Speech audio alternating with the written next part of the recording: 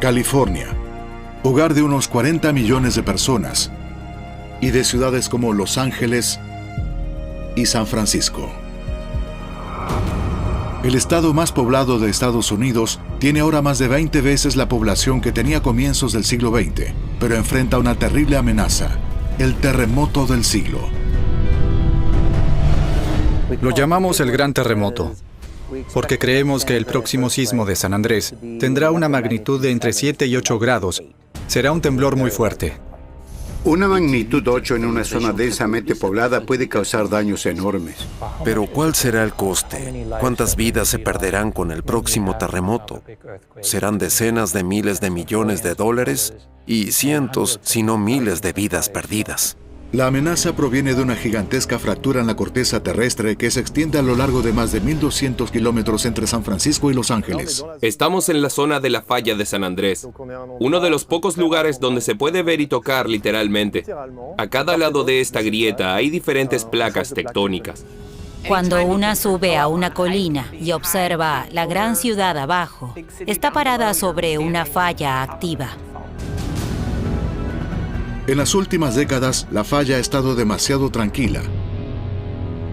Pero los expertos advierten de que se acerca el gran terremoto. ¿Cómo puede prepararse California? ¿Cómo será ese sismo? ¿Es posible predecirlo?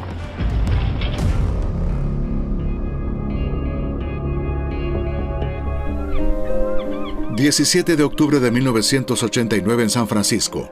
Estaba por comenzar el tercer juego de la Serie Mundial de Béisbol.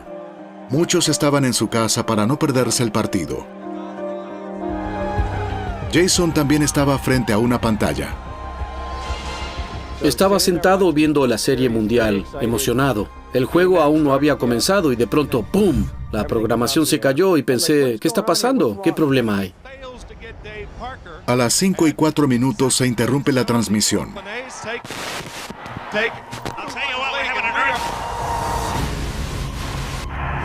Un terremoto de magnitud 6,9 sacudió toda la región.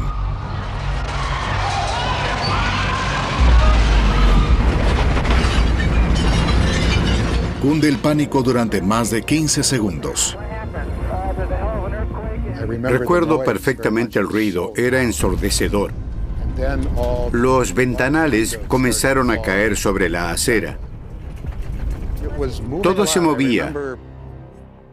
Me aferré a la mesa frente a mí y pensé, esto se acabó. No sabía si era el gran terremoto o si era el fin. No lo sabía.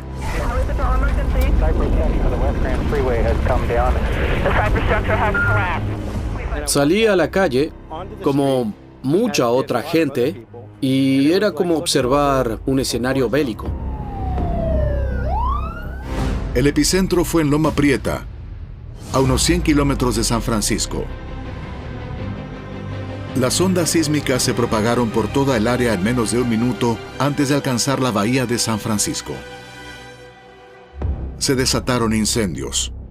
Murieron 63 personas y más de 3.000 resultaron heridas.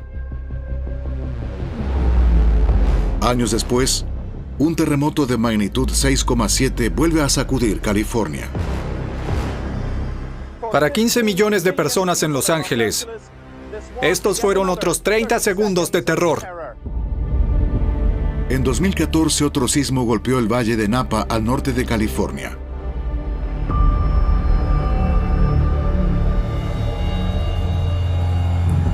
Desde comienzos del siglo XX, se han sucedido cientos de sismos a lo largo de una línea que cruza California de norte a sur.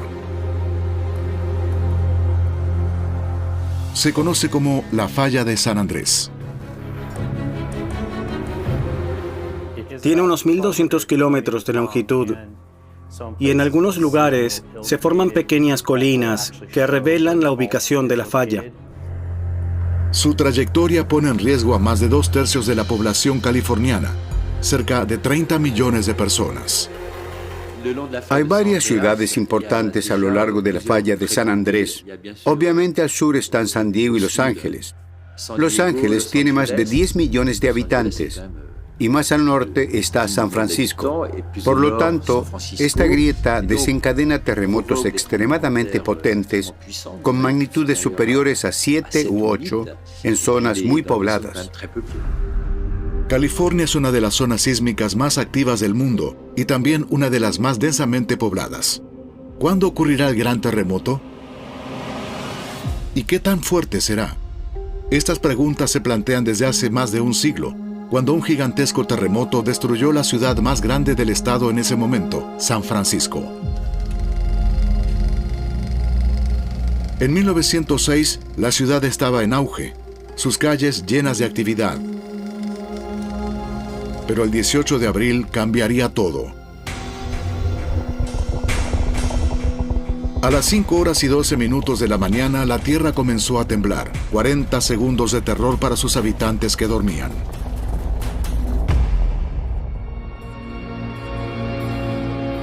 A las 7 de la mañana, el caos se había apoderado de San Francisco. La ciudad ardió durante días. La gente huía presa del pánico. El país estaba traumatizado.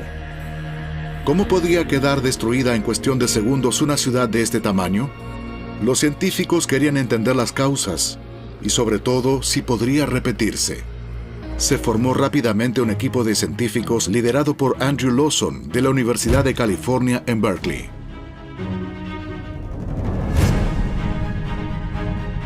Fue la primera vez que los científicos salieron al terreno con sus libretas y empezaron a cartografiar la falla.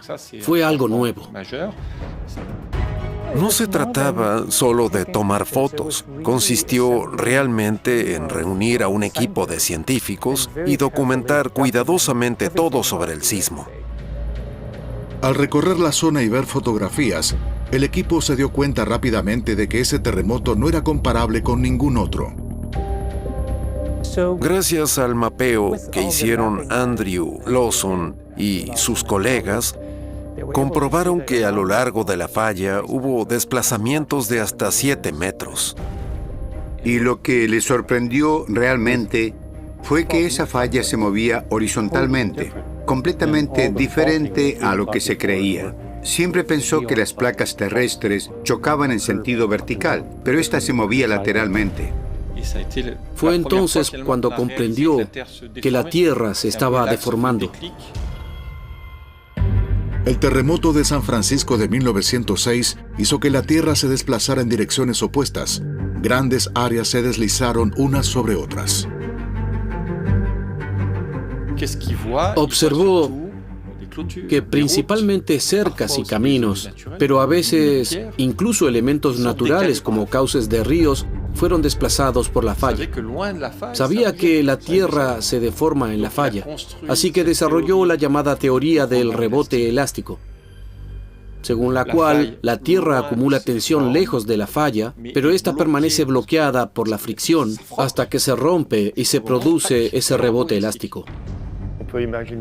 Es como estirar una banda elástica. Puedes estirarla durante mucho tiempo antes de que se rompa. Y la falla funciona casi de la misma manera. Puede deformarse durante muchos años y en un momento dado, que todos quisiéramos predecir, se romperá provocando un terremoto casi inmediato. Pero, ¿por qué se mueve la corteza terrestre? En ese momento nadie lo sabía.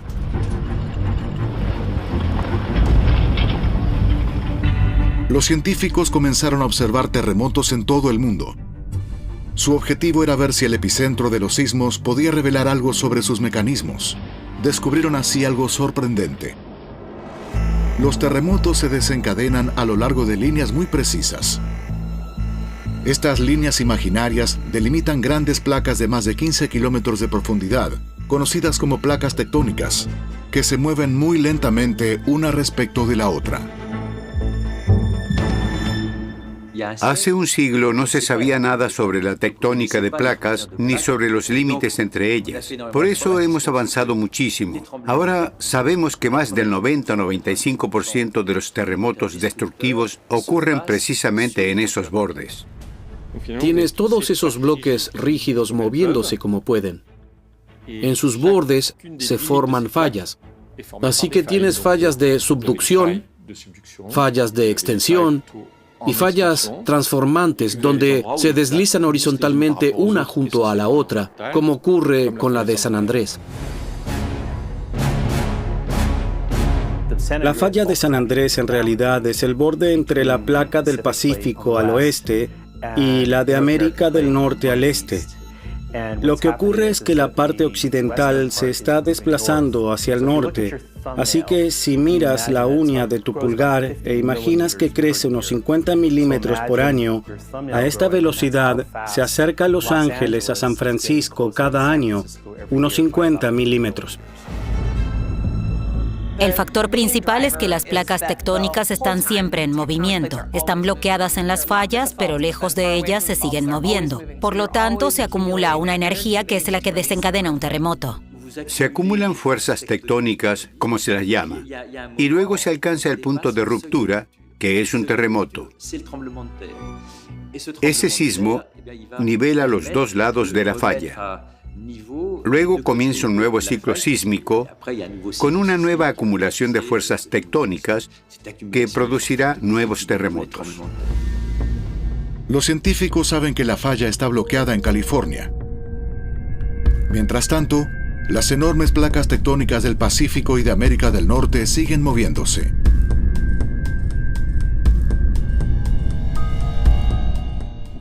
Podemos medir la velocidad a la que se mueven estas fallas, lo que nos permite conocer el déficit de desplazamiento que se ha acumulado a lo largo de ellas. Y ya hemos superado la tensión acumulada en los últimos grandes terremotos.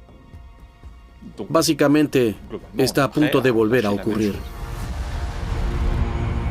La preocupación es que va a ocurrir el grande, que sería un sismo de magnitud 7 u 8, que suele ser la magnitud de los grandes terremotos en la falla de San Andrés. Según los expertos, un terremoto de esta magnitud podría dejar cientos de víctimas mortales, miles de heridos o sin hogar y causar daños millonarios. Hay muchísimo en juego. Por eso, predecir cuándo ocurrirá exactamente el gran sismo es clave.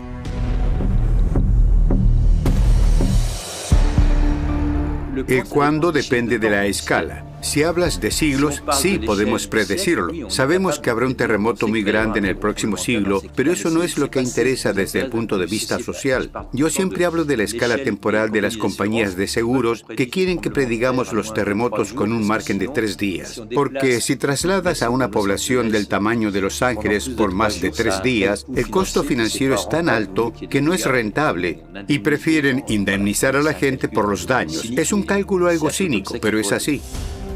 A lo largo de los años, los científicos han cartografiado meticulosamente el recorrido de la falla de 1.200 kilómetros. Comienza en las orillas del lago Salton al sur de California.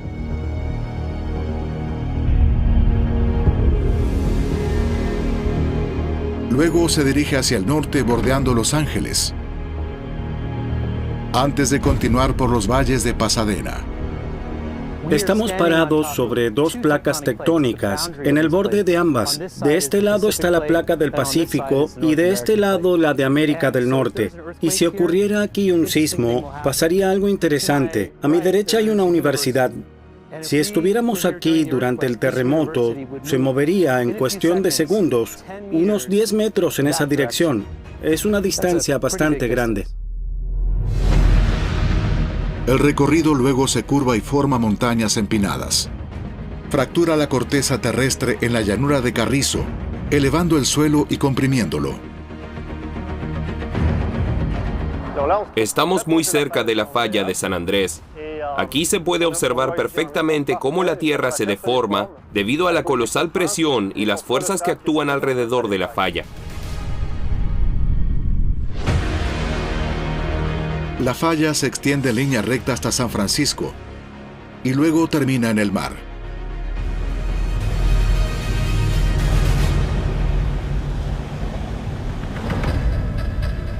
Los investigadores han descubierto que su comportamiento varía según el tramo.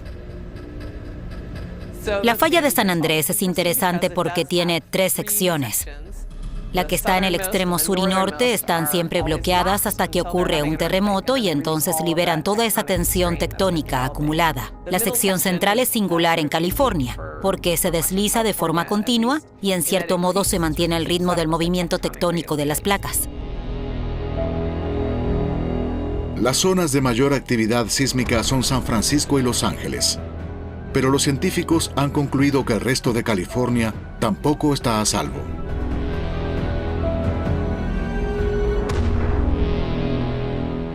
La falla de San Andrés, en realidad no es una sola falla, es un sistema de fallas. De hecho, estamos sobre una de las ramificaciones del sur de California, llamada Falla de Elsinore.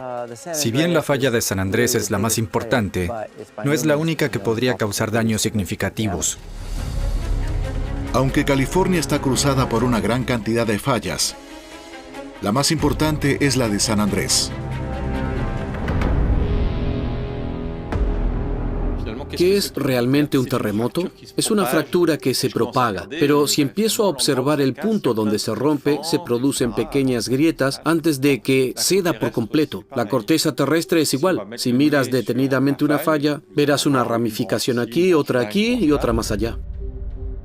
Los sismólogos se centran en las ramificaciones de la falla de San Andrés.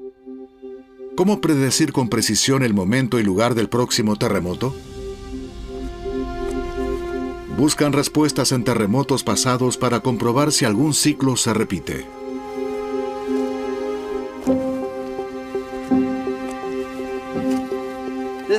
Esta es la falla principal de Elsinore. Separa arenisca del Pleistoceno de estos depósitos aluviales cuaternarios que tienen unos 40.000 años de antigüedad. Estos se han desplazado unos 60 o 70 metros hacia el noroeste en relación a la arenisca. Así que esta es la superficie de deslizamiento principal. La mayoría del movimiento ocurre a lo largo de esa fractura. Hay estratos horizontales, lo que indica que la dirección del movimiento en esta falla es prácticamente deslizamiento puro. Es lo que llamamos la superficie de deslizamiento principal. Es hermoso. Cavando zanjas perpendiculares a la falla, los científicos pueden retroceder en el tiempo. Excavamos zanjas a través de la falla y estudiamos la interacción entre el movimiento de la falla y la sedimentación. Buscamos sitios donde se depositen periódicamente sedimentos de limo, arena y arcilla. El objetivo es identificar dónde estaba la superficie del suelo durante un gran terremoto. Fechamos las distintas capas y así podemos determinar cuándo ocurrieron terremotos en el pasado. Esto permite fechar sismos pasados. Esto nos da una idea de lo que podemos esperar en el futuro. Si conocemos los tiempos de recurrencia de una falla determinada, podemos pensar que en el futuro serán similares. Cada terremoto fractura la corteza terrestre. Luego, con el paso de los años, se deposita una capa de sedimento hasta el siguiente terremoto que vuelve a fracturar el suelo, y así sucesivamente. Por lo tanto, es posible retroceder en el tiempo y determinar las fechas y magnitudes de los grandes sismos del pasado. Si observas todos los estudios que hemos hecho a lo largo del sistema de fallas de San Andrés, podemos desarrollar una cronología y saber con qué frecuencia ocurren y con qué grado de variabilidad. Técnicamente vemos que el promedio es de 100 a 150 años, dependiendo de la zona, y han pasado entre 100 y 300 años desde el último gran terremoto. Preocupa saber que la falla ya superó su tiempo promedio de recurrencia y estamos a la espera del próximo gran terremoto. Pero lo que más preocupa a los investigadores son los ciclos sísmicos. Al observar más de cerca, notamos lo que llamamos tormentas sísmicas. Es más bien una imagen, pero hay momentos en los que conviene no estar en cierta zona, porque toda la falla se rompe y fricciona repetidamente, y luego hay periodos de calma. Eso se cumple en el área de la bahía de San Francisco. En los 75 años previos a 1906 hubo varios terremotos importantes. pero desde entonces solo uno. 8 millones de personas se mudaron al área de la bahía en un periodo inusualmente tranquilo, sísmicamente hablando. Así que ahora podríamos estar volviendo a una frecuencia de terremotos más normal. Esto sugeriría que debería haber un terremoto de magnitud 6 o más cada década o cada 2 décadas, después de casi ninguno durante muchas décadas. Si tienes una ruptura y apenas 10 años después, cuando recién estás reconstruyendo, ocurre otro terremoto en la siguiente sección, entonces vuelves al punto de partida. Es otro tipo de desafío, no es solo la inmediatez de un gran sismo, sino que ocurran con una frecuencia tal que social, económica y culturalmente apenas está superando uno cuando llega el siguiente. Hay una diferencia. Entonces, ¿hay señales que adviertan del próximo terremoto? Para responder esa pregunta, los científicos necesitaban encontrar un terremoto y estudiarlo en tiempo real.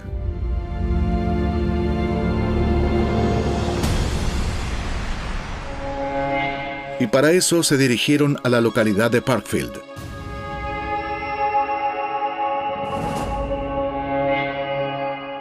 Parkfield es una pequeña ciudad. No tiene muchos habitantes, pero está ubicada justo sobre la falla de San Andrés, en un lugar que genera terremotos de magnitud 6 aproximadamente cada 20 años, con un factor de 2. Y eso le da a cada generación de científicos la oportunidad de probar las ideas y modelos más recientes y verificar si realmente podemos predecir los terremotos.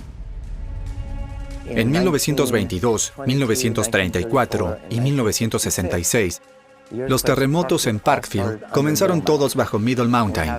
Gracias a los sismogramas, sabemos dónde se originaron y son casi idénticos. Los investigadores se dieron cuenta de que los terremotos en Parkfield ocurrían regularmente dentro del patrón esperado. Los científicos dijeron entonces, estos terremotos ocurren con tanta regularidad que habrá un gran terremoto en 1988, 22 años después del último de 1966. Va a ser de magnitud 6 nuevamente y deberíamos instalar todos los instrumentos posibles. Y si lo hacemos, sabremos cómo predecir terremotos. Los científicos instalaron una estación de perforación para penetrar lo más profundo posible en la corteza terrestre y recolectar muestras de rocas cercanas a la falla. Lo realmente genial de este experimento es que pudieron excavar casi 2 kilómetros en la Tierra para descubrir qué ocurre allí abajo, para tener una idea de cómo es la falla y entender cómo es la roca, cuál es su composición, ¿está caliente? ¿Está fría? ¿Qué está sucediendo? Ese estudio en particular nos dio una idea de lo que realmente ocurre en la profundidad, algo que no vemos muy a menudo. Perforaron aproximadamente 3 kilómetros bajo la superficie terrestre, analizando rocas en varios puntos. Los científicos querían saber qué cambios experimentarían esas rocas después de un terremoto, qué tipo de información podrían obtener. Solo había que esperar. Así que colocaron todo tipo de instrumentos alrededor de Parkfield y se quedaron esperando. Excepto que... desastre. El último terremoto predicho no ocurrió, o al menos no ocurrió en el intervalo previsto. Ocurrió en 2004 y no comenzó como los anteriores. Comenzó 20 kilómetros más al sur. Así que hizo lo opuesto a todos los terremotos anteriores. En los días, horas o semanas previas al terremoto, no ocurrió nada que nos hubiera permitido predecirlo. Un baño de realidad.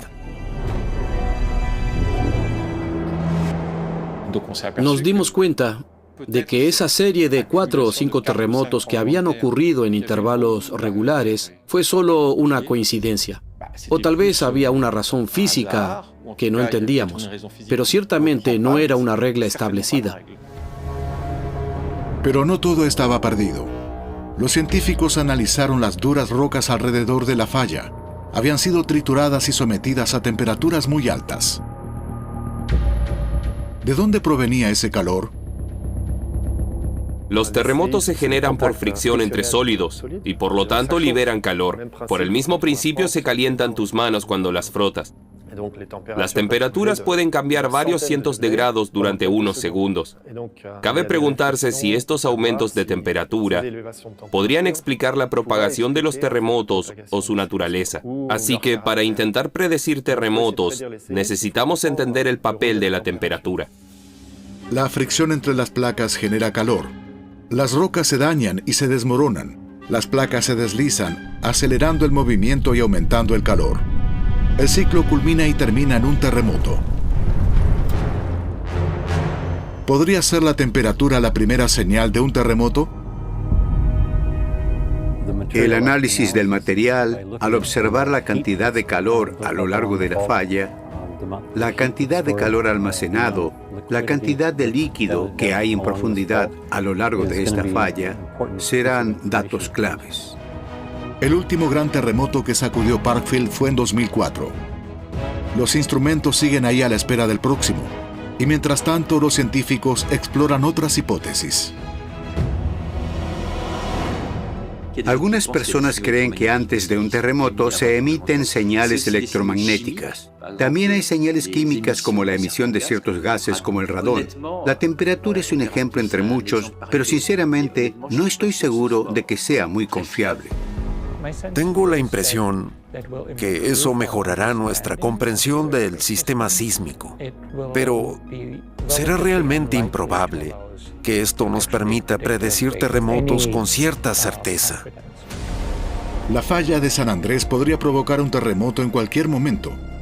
Los científicos lo saben desde el sismo de 1906, pero hasta ahora no han podido dar una fecha precisa ni detectar mecanismos de advertencia temprana. Los terremotos son caóticos por naturaleza, lo que significa que incluso el más mínimo cambio en el sistema, el efecto mariposa, incluso una pequeña curvatura en la falla o cierto aspecto de un terremoto cuando ocurre, altera el sistema lo suficiente como para que nunca sea predecible. Independientemente de cuán sofisticada sea tu simulación, nunca podremos predecir con exactitud cuándo ocurrirá. Todavía no sabemos cómo predecir los terremotos. Probamos, tenemos muchas ideas, pero aún no somos capaces de hacer predicciones cuantitativas. En cuanto a la predicción, estamos algo estancados. Diría que cuando comencé en este campo hace 40 años, había muchas personas que creían que estábamos a punto de predecir terremotos. Hoy diría que estamos más lejos de ese punto de lo que pensábamos hace 40 años. Los sismólogos han llegado a un punto muerto. Mientras tanto, la población y las ciudades de California siguen creciendo. Es vital poder alertar a los habitantes. Por ello, los científicos han pensado en una solución. Tenemos acceso a muchos datos. Conocemos la historia sísmica de muchas fallas alrededor de estas ciudades. Y por lo tanto podemos hacer ciertas estadísticas de riesgo. Algunos modelos son tan avanzados como para asignar una probabilidad de un terremoto en un intervalo determinado. Y entonces, elegimos 30 años porque es un periodo que todos podemos manejar. Las generaciones humanas son de 30 años. La hipoteca de una vivienda es de 30 años. Podemos calcular una probabilidad que nos diga que en los próximos 30 años hay un 10% de probabilidad de que ocurra una ruptura. En los próximos 50 años sube al 20%. En los próximos 300 llega al 80%.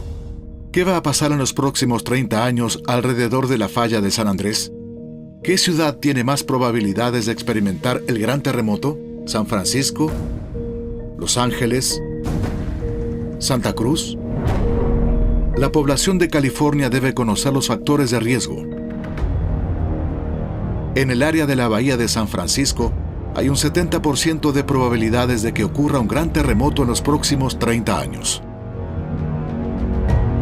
Los sismólogos han detallado incluso la probabilidad en cada falla activa. Cada una amenaza a una ciudad importante. Eso nos permite decir, bien, en los próximos 30 años, la probabilidad de un terremoto en la falla de Hayward es de aproximadamente 31%. Sabemos que hubo uno en 1868 de magnitud 7 y que se extiende a lo largo del área más poblada de toda California. Así que es un factor importante. En el área de Los Ángeles, hay un riesgo de alrededor del 75% de un gran terremoto de magnitud 7 o más. Hablamos de un terremoto de magnitud 7,8 que ocurriría a lo largo de un tramo de 300 kilómetros de la falla. Un sismo así afectaría a casi todo el sur de California y provocaría todo tipo de trastornos, desde personas heridas hasta daños en infraestructura crítica. En definitiva, hay más de 99% de probabilidad de que ocurra un gran terremoto en algún lugar de California en los próximos 30 años. Pero una previsión tiene un valor social muy importante porque son proyecciones a 30 años y eso te ayuda a decidir qué infraestructura vas a reparar primero. Necesitamos proteger nuestra infraestructura, nuestros hospitales, nuestras escuelas, así que debemos tomar decisiones.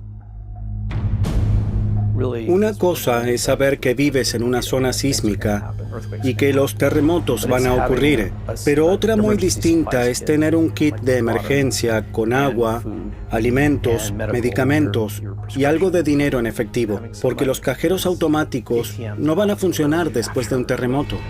Prepararse para lo peor. Los científicos están aprovechando toda la tecnología disponible para proteger a los residentes lo mejor que puedan. Y eso incluye desplegar uno de los sistemas de alerta sísmicas más sofisticados del mundo. La idea era que si se pudiera detectar un terremoto con suficiente rapidez, es decir, una vez que el sismo alcanza la superficie terrestre, esa información pase a un lugar donde determinen rápidamente su localización e intensidad. La idea es captar las ondas sísmicas generadas por el terremoto utilizando sismógrafos ultrasensibles. Cuando se produce la ruptura, la energía se propaga en distintas ondas. Las primeras en llegar son las de compresión, similares a las ondas sonoras, que viajan muy rápido. También se las conoce como ondas P. Viajan increíblemente rápido, 8 kilómetros por segundo, y golpean. Unos segundos después, llegan las ondas S, que son distintas. En lugar de ser ondas de compresión, son ondas de corte. Se mueven de lado a lado e impactan. Son mucho más fuertes y se mueven un poco más lento. Así que, si sentimos el temblor de la onda P, eso en realidad nos da unos segundos para protegernos, porque el temblor más fuerte aún está por llegar. Las primeras en alcanzar la superficie son las ondas P, que se propagan a gran velocidad. Unos segundos después emergen las ondas S, pero estas no se propagan tan rápido. Es ese intervalo entre ambas series de ondas lo que permite a los científicos desarrollar un sistema de alerta.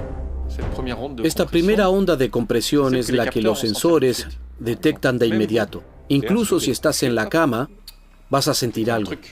Si eres sismólogo, ahí es cuando empiezas a contar, porque conoces la velocidad de propagación de las ondas. Y esperas a sentir el segundo temblor antes de decir, fueron tantos segundos, entonces tal velocidad y distancia. De ser un gran sismo, creo que la primera onda te sacudirá con bastante fuerza y no te pondrás a contar. Esta carrera contra las ondas sísmicas es cuestión de segundos. Para ganarla, los científicos han desplegado más de 1000 sismógrafos a lo largo de la falla de San Andrés y sus fallas secundarias. Pero eso no es todo. Esa información se envía al centro de procesamiento. Básicamente, el cerebro de la operación son esos centros. Lo importante es que ocurre en pocos segundos. Esta es una de las innovaciones clave. Hace años que usamos sismógrafos, pero lo realmente innovador está en la capacidad de procesar esa información a gran velocidad. Hace apenas un mes recibí una alerta en mi reloj. Fue por un terremoto de magnitud 5 justo al sur de aquí. Recibí la alerta antes de que ocurriera el sismo. Yo estaba en una reunión. Nos agachamos, nos cubrimos y nos aferramos y funcionó.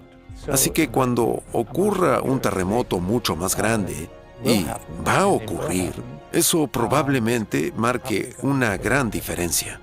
Es como el airbag. No puedes predecir un accidente con 3 días de anticipación, pero cuando ocurre te alegra tener un airbag. Una alerta, incluso con solo unos segundos de anticipación antes de que lleguen las ondas, puede salvar vidas.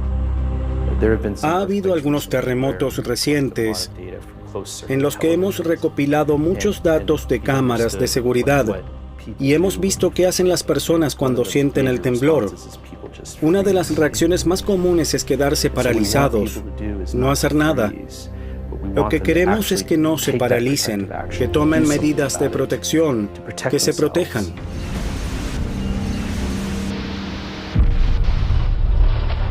Preparar a la población y saber qué esperar. Esos son los desafíos que enfrentan los científicos. ¿Qué tan rápido se propagarán las ondas? ¿Cuánto tiempo tendrán los habitantes para protegerse? ¿Resistirán los edificios? Para responder estas preguntas, los sismólogos han simulado escenarios tras un terremoto en las 2 ciudades más vulnerables de California.